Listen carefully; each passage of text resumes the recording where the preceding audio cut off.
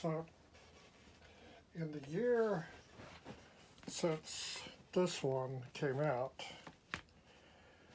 I was exposed to a bunch of other bluegrass, but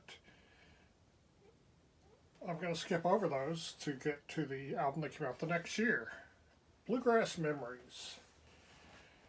Now, I was looking forward to this, but it was a huge disappointment at the time, so I didn't listen to it much.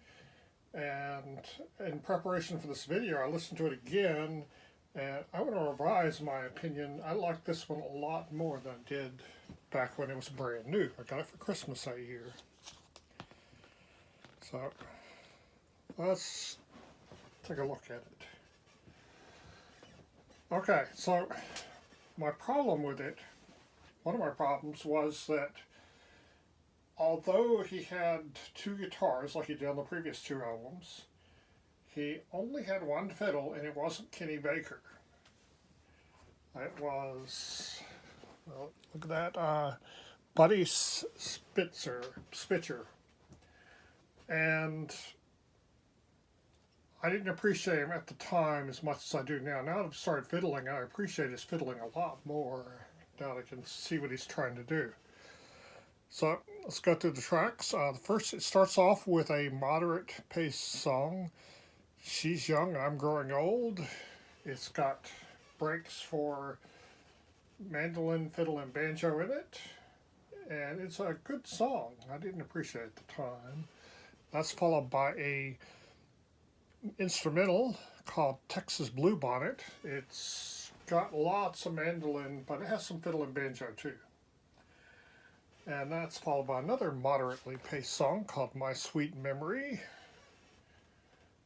And that's got, again, it's got breaks from all three instruments. Then Bluegrass, which is another instrumental. And finally, Christmas Time's a Comin', which I hadn't heard before at the time, but I suspect this was not the first recording of it. Okay, so side 2 has My Florida Sunshine, which is not sung by Bill Monroe. He sings the harmony, but doesn't sing the lead. The person who sings the lead is obviously not Bill, and I don't think it's James Monroe either. I think it's the other guitar player who is Wayne Lewis. So after that comes The Sunset Trail, which is a cowboy song. That's one of the reasons I didn't like this back then. I didn't realize he'd recorded several cowboy songs over the years. This was just another one, and I like it better now than I did back then. I was a teenager back then.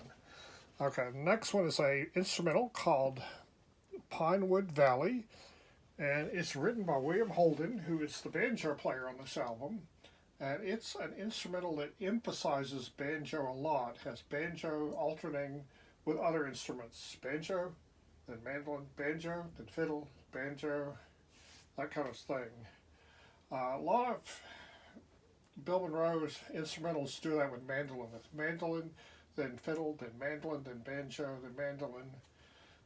So this is an exception. This seems like it ought to go on the Bluegrass Ramble album. After that is Wabash Cannonball, which I didn't realize till I got this album that it was written by A.P. Carter of the Carter family. And I didn't like this version as much as I did Roy Acuff's at the time. I like it more now.